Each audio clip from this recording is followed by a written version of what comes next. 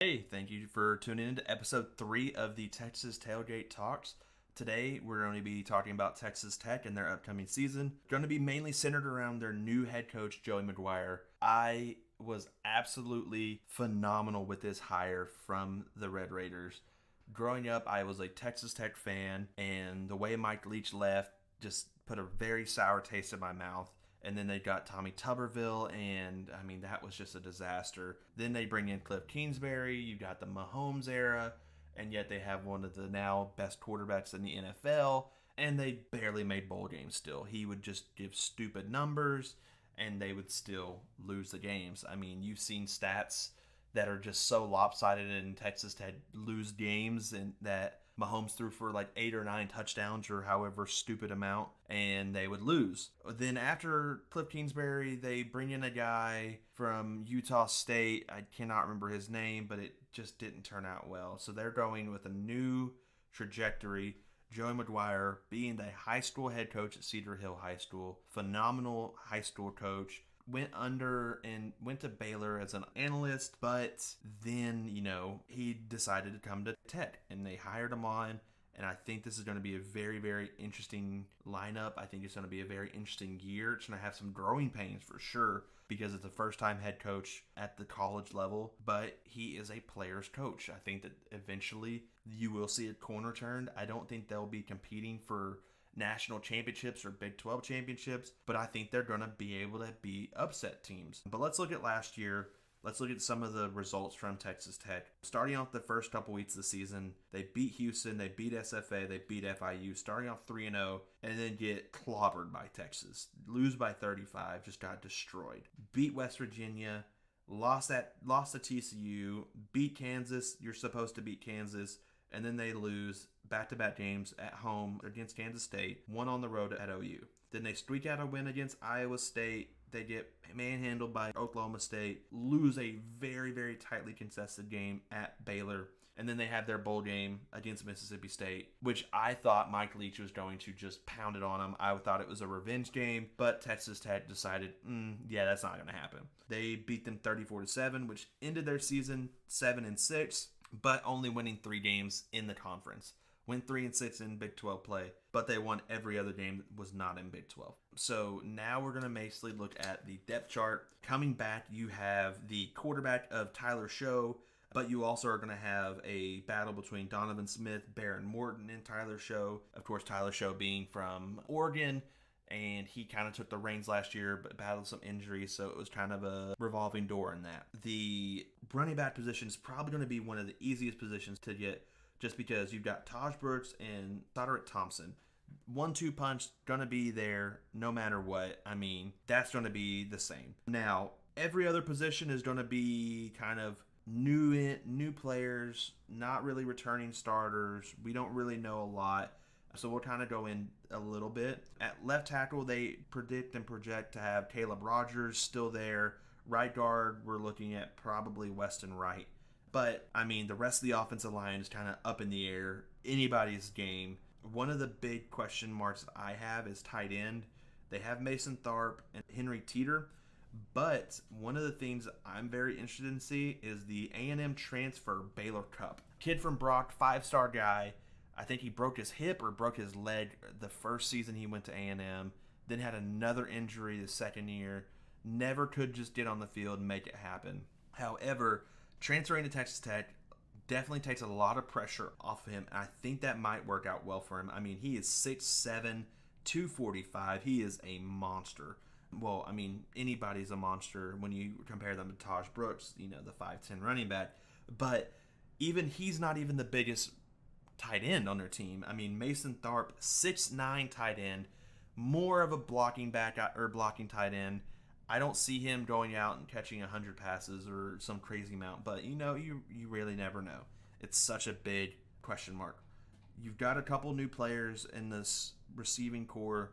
There's just a lot of players really not sure on who's going to take that role, who's going to take that and run with it. On the defensive side, Tyree Wilson is one of your best players on your defensive side. He's transfer from A&M. Last year, he had 7 sacks for the Red Raiders. He's a senior Look for him to be an every down player, but we will see.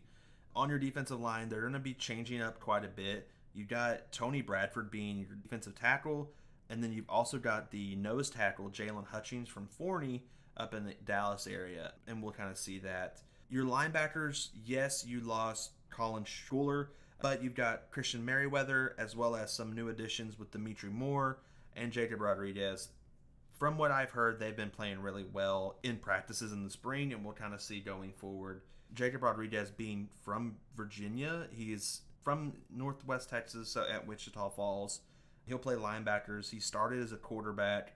Now we're going to try to see how he develops at that linebacker position.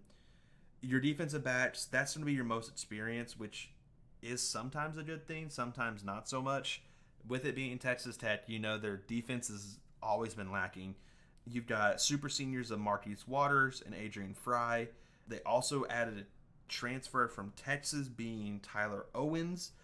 But on the positive side, if their offense can't get the ball rolling, you have the ability and you have the good, quote-unquote, of being Austin McNamara, who might be one of the best, if not the best punter in all of college football. But if your punter's on the field for the majority of the game, that means your offense is not very good. So we'll kind of see. So let's go in and deep and kind of look at the predictions for Tech this year. I think honestly, as an outsider, I don't really have a lot of expectations for them this year. But if they can make a bowl game, I think that's a win for year one for Joey McGuire. I think 6-6 is a very good start to go and keep moving forward. Starting the season, you've got Murray State. I think that's going to be a win. You got Houston, which I think also is going to be a win. At NC State is kind of a weird one. They're typically pretty okay, but I wouldn't say the best. That would be a good question mark game. That if Texas Tech finds a way to win, that would be kind of a shocker, but also a really good thing. So I'm going to say yes to them winning that game. So they start off 3-0. Then host Texas, which I think they're going to lose. Go to Kansas State, which they're going to win. And then at Oklahoma State, I think Oklahoma State is a dark horse to win the Big 12 this year. So I don't really see them finding a really good way to win that game. But then they go into the bye week, home against West Virginia, going from the East Coast basically to the West Coast with how far Lubbock is out there. I think it's going to give them a little bit of jet lag, and Texas Tech wins that. Then they host Baylor. Baylor's another top team in the Big 12. I don't see them winning that. But then they go back-to-back games at TCU with the new coach, Sonny Dykes. Then at home against Kansas, which, if you don't beat Kansas, you don't deserve to go to a bowl game. Oh, sorry, Texas. I didn't mean to offend you there. At Iowa State, and then against OU, I think they actually lose both of those games. But that means Texas Tech goes 7-5, and they make a bowl game. Getting to a bowl game for Joey McGuire's first year is going to be absolutely critical. But again, some of the three gems that Texas Tech has is going to be Ty Buchanan. He is a transfer from USC. He has the ability to go. If you go to USC, you go to these big schools. I think, you got the tools. Can you develop? That's the big thing. Baylor Cup, can he stay healthy? As an A&M fan, I really, really want to see this kid succeed. I watched him when he was at Brock High School, and I basically fell in love with this guy. I was like, this dude's legit. I'm really excited. I cannot wait to see him come to A&M. And then it just kind of didn't turn out. So, it is what it is at this point. Cannot hold, that. But I'm really excited. I hope he stays healthy and that he's going to be able to, to develop. And then another one, you got Landon Hullaby. He is a 4-star recruit coming from the Dallas area. He decommitted from Oregon. He's from, I believe, the Mansfield area. Flipped from Oregon to Texas Tech. Going out West Texas. If he can be a playmaker his freshman year, that'll be a good thing for him. I think Texas Tech's going to right the ship. I think they're heading in the right direction. Can Joey McGuire stave the pressure of being a college head coach? Can he basically do what Jeff Traylor is doing in UT San Antonio? Can he make a team that's kind of the laughingstock of the state in their respective division? Can he turn them into a powerhouse? And you know what? Maybe in 3-4 years, if Texas Tech gets up there competing with some of these schools like Iowa State, Oklahoma State, heck, even OU or Texas, even though they'll be in the SEC at that point, if he can compete, you might see Joey McGuire go and get a bigger school. Maybe like a Notre Dame, a Michigan, an SEC school. You really never know. The sky's the limit for this guy. I mean, he has all the talent in the world. He is a player's coach. I mean, the second they hired him on at Texas Tech, he immediately had 2 recruits that were from the high school he coached at immediately flip their recruits and go to Texas Tech.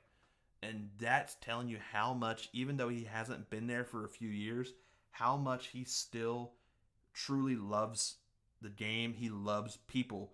So I'm very, very excited for this upcoming season for them. It'll be a very interesting dynamic change and seeing them going forward. But that's it for this episode, guys. Thank you so much. We're going to have another 3-part episode next week. Have a great day. Peace. Thanks for listening. If you enjoyed this episode and you'd like to help support the podcast, please share it with others, post about it on social media, or leave a rating and review. To catch all of the latest from Texas Tailgate Talks, you can follow us on Instagram and Twitter at TX Tailgate Talks. Thanks again. We'll see you next time.